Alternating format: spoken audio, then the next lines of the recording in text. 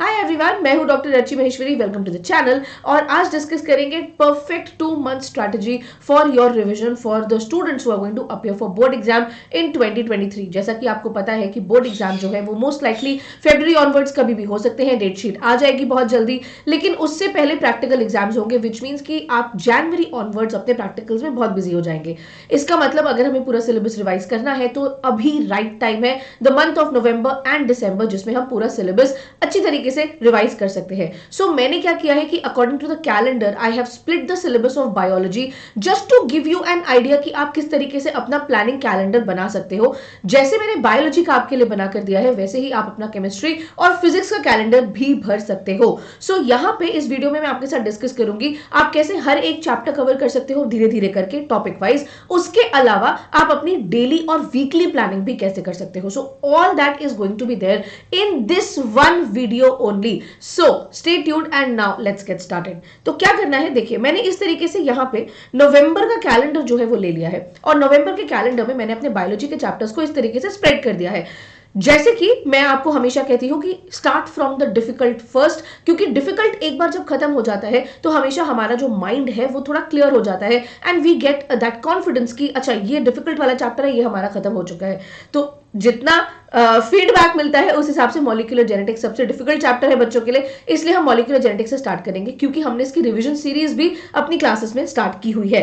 चलिए, so starting from the 10th of November, इसलिए क्योंकि 10th ऑफ नवंबर को ये वीडियो रिलीज हो रहा है, आप 10th ऑफ नवंबर से अपनी प्लानिंग स्टार्ट कर सकते हैं। सो मॉलिक्यूलर जेनेटिक्स के लिए दिए गए हैं 6 दिन। Now when I say 6 days for molecular biology, I mean to say that you have to split the topics। आपने एक दिन रेप्लिकेशन पढ़ा, एक दिन आपने ट्रांसक्रिप्शन पढ़ा, एक दिन आपने ट्रांसलेशन पढ़ा, थिंग्स लाइक दैट। तो आपको क्या करना है कि टॉपिक्स को स्प्लिट करना है। सारा चैप्टर एक दिन में कवर करने की कोशिश नहीं करेंगे।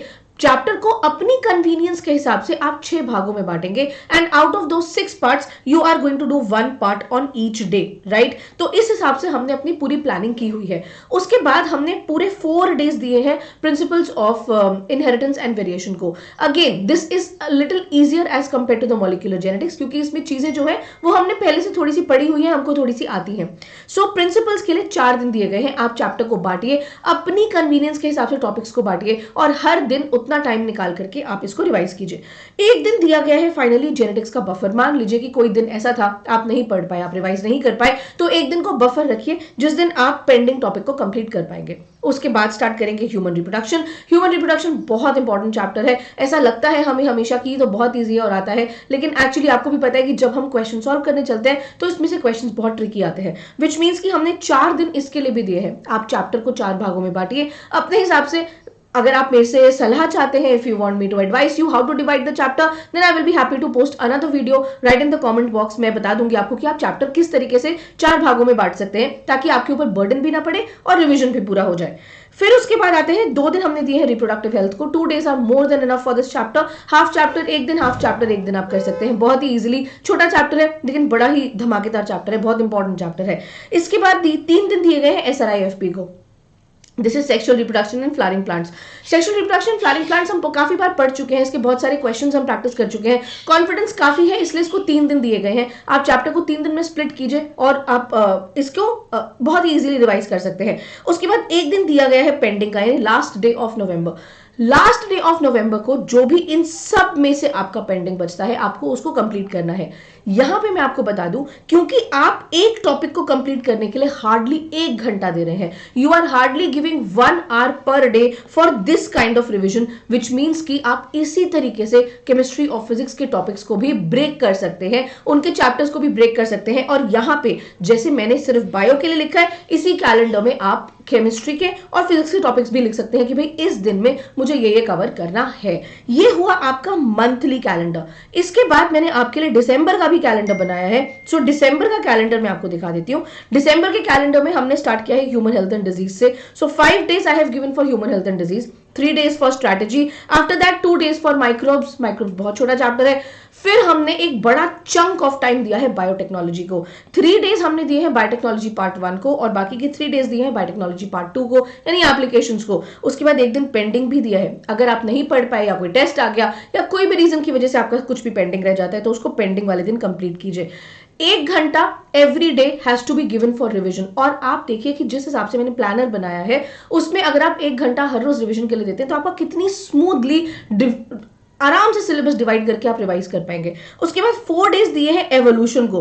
एवोल्यूशन को लास्ट में रखने का रीजन ये है कि एवोल्यूशन थोड़ा सा वॉलेटाइल होता है, थोड़ी सी चीजें हम इसमें एग्जांपल्स जो है वो हम भूल जाते हैं। तो क्या करना है, इसको एग्जाम से कुछ ही दिन पहले रिवाइज करेंगे। जनवरी में जब मैं 20 डेज की स्ट्रैटेजी लेकर आऊंगी उस टाइम पे हम इनको फिर से रिवाइज करेंगे चैप्टर्स को, तो आपको एवोल्यूशन जो है वो उस टाइम ताजा ताजा याद रहेगा। सो एवोल्यूशन के लिए 4 डेज है और उसके बाद जितने भी डेज बचे हैं वो सब इकोलॉजी के लिए हमने रखे हैं, 1 2 3 4 एंड 5।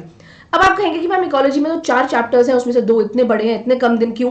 इसलिए क्योंकि इकोलॉजी अभी हम साथ साथ ही पढ़ रहे हैं। दिसंबर के मंथ में यूजुअली सारे बच्चे इकोलॉजी पढ़ेंगे, तो रिवीजन के लिए बहुत ज्यादा टाइम आपको नहीं लगेगा, तो आप बहुत ज्यादा एक दिन में रिवाइज कर पाओगे। That is the reason. उसके बाद भी हमने लास्ट के 5 दिन 1 2 3 4 5 27 से लेकर 31 तक आपके सिर्फ बफर रखे हैं। आपका जो भी पेंडिंग रह गया है बायोलॉजी के सिलेबस में आप उसको यहां पे कंप्लीट कर लीजिए। ये है आपकी 2 मंथ्स की चैप्टर वाइज स्ट्रैटेजी जो मैंने आपको बताई है। इसके अलावा no there is much more, wait. Okay, so इसके अलावा ये देखिए मेरे पास क्या है, मेरे पास है एक डेली प्लान। डेली प्लान में आपको क्या करना है मैं आपको बता देती हूँ। आप भी इसी तरह का एक पेज लीजिए, एक डेली प्लान बना लीजिए। और अगर आप नहीं करना चाहते, आपके पास फोन है, आप फोन में एक डेली प्लान बना लीजिए। आप कहीं भी बना सकते हो, इट इज नॉट रिक्वायर्ड कि आप हर रोज आधा घंटा इसके लिए वेस्ट करें। नहीं, ये सिर्फ एक दिन की एक्टिविटी आपकी होनी चाहिए। मेन चीज ये है कि आपको पता होना चाहिए कि आपकी टॉप प्रायोरिटीज क्या है, और ये जो टॉप प्रायोरिटीज है आपकी, इस टॉप प्रायोरिटी को आपको एक दिन में खत्म करना ही करना है। जैसे मान लीजिए कि आपका कोई टॉपिक है जो आपने सोचा है कि भाई आज मुझे इस चैप्टर का ये वाला टॉपिक कंप्लीट करना ही करना है, वो आपकी टॉप प्रायोरिटी है, वो आप लिखेंगे यहां पर कि भाई ये तो करना ही करना है। Either you can just put it in your mind.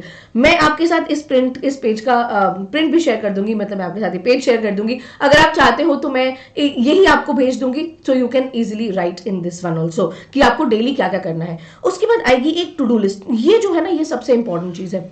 एक दिन में आपको कितनी चीजें करनी है वो लिखना पड़ेगा। जैसे कि एक दिन में आपके रिवीजन के 3 टॉपिक हो गए, मान लीजिए एक केमिस्ट्री का, एक फिजिक्स का, एक बायो का। उसके अलावा आपको क्लासेस भी अटेंड करनी है, एक बायो की, एक फिजिक्स की, एक केमिस्ट्री की। उसके अलावा आपको मान लीजिए रेगुलर जो आप पढ़ रहे हैं उसका होमवर्क करना है। तो ये आपकी टू डू लिस्ट है कि इतने घंटे या फिर इतना टाइम मुझे, इतनी चीजें मुझे एक दिन में करनी है। अब कौन सी चीज को कितना टाइम लगेगा ये सिर्फ आप जानते हो, क्योंकि ये हर बच्चे की अलग अलग कैपेबिलिटी के ऊपर डिपेंड करता है। तो अगर मान लीजिए आपको रिवीजन के लिए कम टाइम लगता है तो आप इस पूरे प्लानर में जहां पे आपने टाइम डिवाइड किया है, इसमें आप अपना टाइम लिख सकते हो कि इसके लिए मुझे इतना टाइम डिवोट करना है, इसके लिए इतना टाइम डिवोट करना है। अगर हम ये एक्टिविटी कर पाते हैं, और अगर इसको हम 1 वीक तक फॉलो कर पाते हैं, तो सेकेंड वीक में आप देखेंगे कि it has kind of become your habit. जब आपकी टॉप प्रायोरिटीज सेट है, आपकी टू डू लिस्ट, हर रोज की एक टू डू लिस्ट होनी चाहिए। ये मैं आपको डे 1 से बोलती आई हूँ। टू डू लिस्ट जो होती है वो बेसिकली आपको बस अपने दिमाग में, अपने फोन में बनानी होती है, या फिर डेली रात को बस लिख कर सोइए। When you are going off to sleep at 12 o'clock, 1 o'clock, 2 o'clock, whatever is your time to sleep, आप उस टाइम पे लिखिए कि कल मुझे क्या क्या कंप्लीट करना है। तो कल जो जो कंप्लीट करना है उसकी टू डू लिस्ट ये बनानी है, और सोने से पहले फिर से इसमें टिक करना है, ये हो गया, ये हो गया, ये हो गया, ये नहीं हो पाया पेंडिंग में छोड़ दो, बफर डे में करेंगे, ये हो गया, ये हो गया। इस तरीके से आपको टिक करना होता है। सो ये आपका टाइम टेबल का स्केड्यूल है। इसके साथ आपको क्या करना है कि you have to be diligent. I am sure कि इट इज वेरी डिफिकल्ट कि 6 से 7 तक है, क्योंकि अगर फिजिक्स का एक न्यूमेरिकल अटक जाता है तो वो अटक जाता है, फिर उसमें बहुत टाइम लग जाता है। I understand that, but still that does not mean कि आप 3 घंटे एक न्यूमेरिकल के पीछे वेस्ट कर दें। That of course does not make sense, specially when board exams are right around the corner and we don't have time to waste. तो आपको क्या करना पड़ेगा, अपने टाइम को बहुत स्मार्टली आपको यूज करना पड़ेगा, और जो भी आपके पास एक्स्ट्रा टाइम है, एक्स्ट्रा टाइम लगाइए। जैसे 1 से 2 बफर टाइम, 3 से 4 बफर टाइम। बफर टाइम वो टाइम होता है जिसमें आप एक्स्ट्रा चीजें करते हो, जो आपकी पेंडिंग रह गई है उनको कंप्लीट करते हो। हर दिन में आपके पास एटलीस्ट 1 से 2 घंटे बफर होने ही चाहिए। यहां पे मैं आपसे 3 चीजें डिस्कस कर रही हूं। पहली, आपके नवंबर और दिसंबर का प्लान, आपको किस तरीके से सिलेबस डिवाइड करना है। दूसरा, आपका डेली का शेड्यूल क्या होना चाहिए, डेली आपके पास एक टू डू लिस्ट होनी चाहिए। और तीसरी चीज जो अब मैं आपके साथ डिस्कस करूंगी वो है आपका एक वीकली प्लान। वीकली प्लान का मतलब क्या हुआ मैं आपको बताती हूं। जैसे हम मान लीजिए ये देखते हैं दिसंबर का प्लान, फॉर एग्जाम्पल आपके वीकली प्लान में ये है कि भाई ये जो हफ्ता है इसमें मुझे ये 3 चैप्टर मेरे कंप्लीट हो जाने चाहिए। अगर आपके ये 3 चैप्टर हफ्ते भर में कंप्लीट नहीं हो रहे हैं, मतलब आपको इसमें से 1 या 2 टॉपिक्स जो आपके बच जाते हैं वो आपको पेंडिंग में या फिर बफर में डालने पड़ेंगे। ये है आपका वीकली प्लान। अगर आप डेली प्लान पे स्टिक नहीं कर पा रहे, मान लीजिए किसी वजह से आप 14th को एचएचडी या 4th को एचएचडी नहीं पढ़ पाए, मान लीजिए, तो आपको क्या करना पड़ेगा, इस टॉपिक को आपको इस दिन कॉम्पनसेट करना पड़ेगा। ये करना ही पड़ेगा। Miles to go before I sleep, miles to go before I sleep, ये करना ही पड़ेगा। बिकॉज अगर आप हर दिन थोड़ा थोड़ा थोड़ा थोड़ा पेंडिंग छोड़ते जाएंगे तो लास्ट में फिर से वो पहाड़ बन जाएगा पेंडिंग का, जो हमको नहीं करना है। तो ये है हमारी स्ट्रैटेजी। अगर आपको और हेल्प चाहिए कुछ भी बनाने के लिए, वीकली स्ट्रैटेजी के लिए या किसी और चीज के लिए, तो आप कमेंट बॉक्स में लिख दीजिए। I will be happy to help. Thank you.